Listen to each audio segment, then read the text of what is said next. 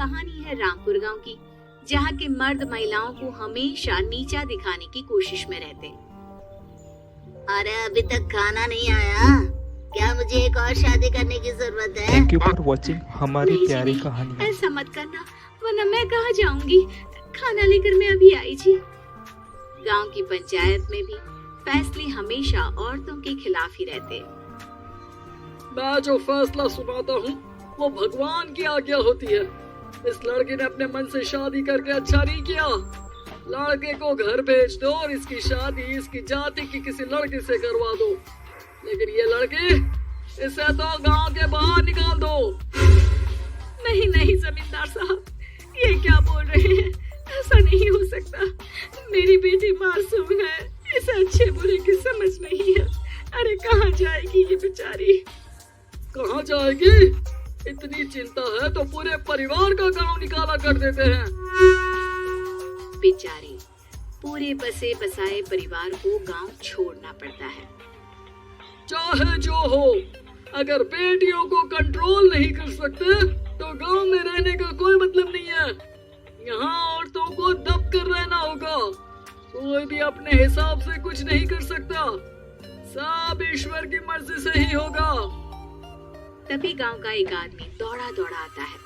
सरपंच साहब, जमींदार साहब, वो कालिया है ना, उसकी बेटी पढ़ने के लिए शहर जा रही है। अच्छा, ये कब हो गया? और कालिया की हिम्मत कैसे हो गई ऐसा करने की? लेकर आओ उसे और उसकी बेटी को। बस फिर क्या था, हाजिर हो जाते हैं कालिया और उसकी बेटी सरपंच के सामने। और कालिया, ये क्या सुनने में आ रहा है? बेटी को इंजीनियर बना रहा है तू?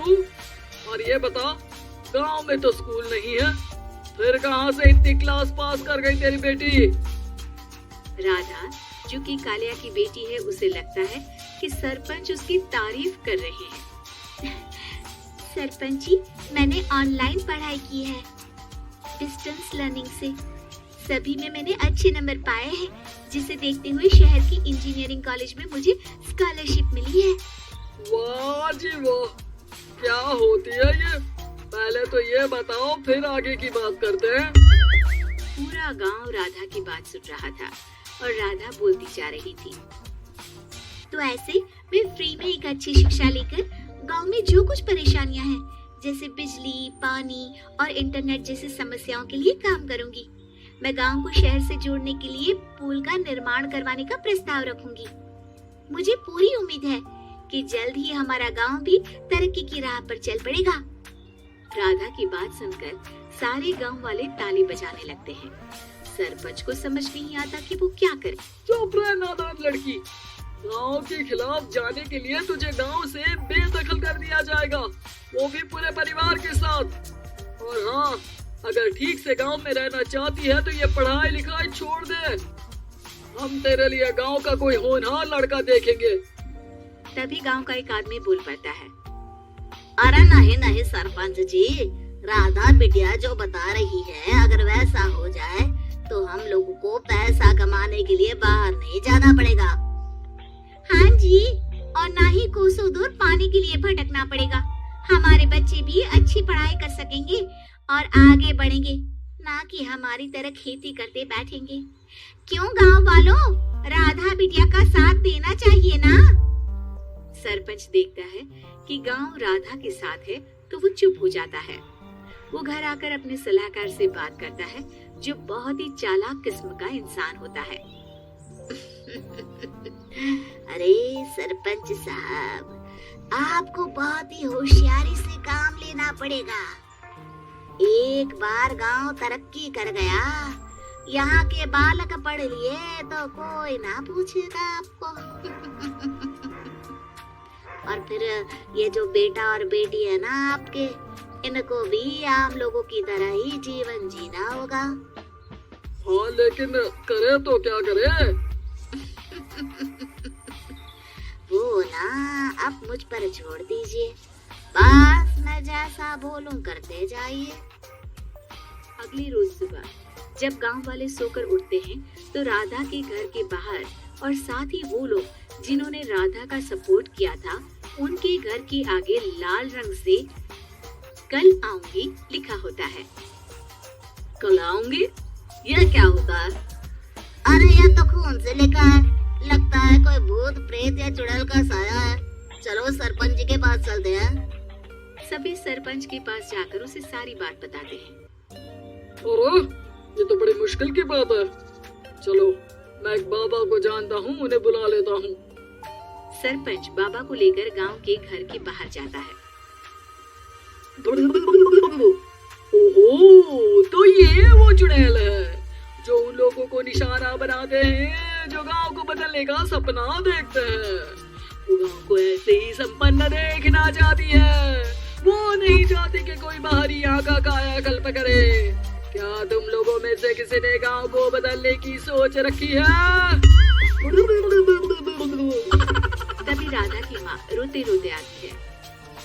मेरी राधा घर से गायब हो गई है। अरे कोई तो बचाओ, मेरी बच्ची कहाँ गई?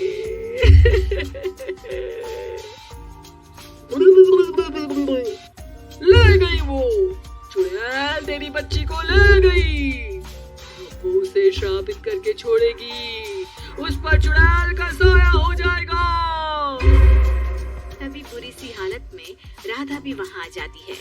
उसके बाल चुड़ैल की तरफ फैले होते हैं और कपड़ों में खून लगा होता है।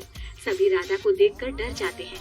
माँ, पता नहीं मुझे कौन उठा कर ले गया था। अरे दूर हो जा चुड़ैल, अब हम लोग इस गांव में नहीं रुकेंगे। अरे कैसे बातें कर रहे हैं आप? कल तो आप मेरे भरोसे गांव का हुलिया बदलने, अपने बच्चों को पढ़ाने और तरक्की उन्नति की बात कर रहे थे, तो आज क्या हो गया आपको? ये फिर तुम लोगों को बहकाएगी। ये चुड़ैल गांव में आ चुकी है, ऐसे ही ये तुम्हारे घर के बच्चों को भी ले जाएगी। गांव वाले राधा को गांव से बाहर निकाल देते हैं।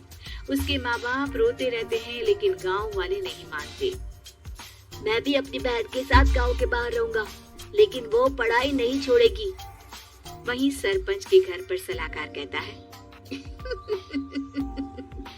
देखा, सांप भी मर गया और लाठी भी नहीं टूटी। लेकिन अगले ही दिन सरपंच के घर के बाहर भी वही शब्द लिखे होते हैं और फिर सरपंच की बीवी कहती है, हमारी बेटी को किसी ने अगवा कर लिया है। तभी राधा का भाई वहाँ आ जाता है। अरे गांव वालों, मैंने सरपंच जी की बेटी को देखा था। वो चुड़ैल उसे उठाकर ले जा रही थी। अरे क्या मजाक कर रहे हो? नहीं नहीं सरपंच जी, आप नहीं जानते। वो चुड़ैल अब आपकी बेटी में आ जाएगी, जैसे राधा के अंदर आ गई थी। तभी सरपंच की बेटी वैसी ही हालत में वहाँ आती है जैसे राधा आई थी। पापा, पता नहीं कैसे मैं गायब हो गई थी। चुड़ैल, इसके अंदर भी चुड़ैल का साया है, मारो इसे। अरे नहीं नहीं, इसे भी राधा के पास गांव के बाहर ही भेज दो। अरे चुप रहो, मेरी बेटी कहीं नहीं जाएगी और चुड़ैल वुड़ैल कुछ नहीं होता है। अरे कैसे बात कर रहे हो सरपंच जी? आप तो बोल रहे थे कि आपका फैसला भगवान का ज्ञान होता है, तो अपने पर बात आई तो अब आप ऐसे बोल रहे हैं। अरे ना ना ना, आपको अपनी बेटी को त्यागना ही होगा। अरे बुलाओ बाबा को। राधा का भाई बाबा को ले आता है, जिसे अब गांव वालों के डर के कारण सच बोलना पड़ता है। मैं कोई बाबा नहीं हूँ, मैं तो मोची था। ये सलाहकार महोदय ने मुझे कहा था एक्टिंग करने को। वो मुझे पैसे देने वाले हैं। अब मुझे माफ कर दो। गलती हो गई, मुझे माफ कर दो। तभी वहाँ राधा आ जाती है। देखा सरपंच जी, जब गांव के बच्चे साक्षर होंगे तो आप जैसे लोगों की चालाकी नहीं चलेगी।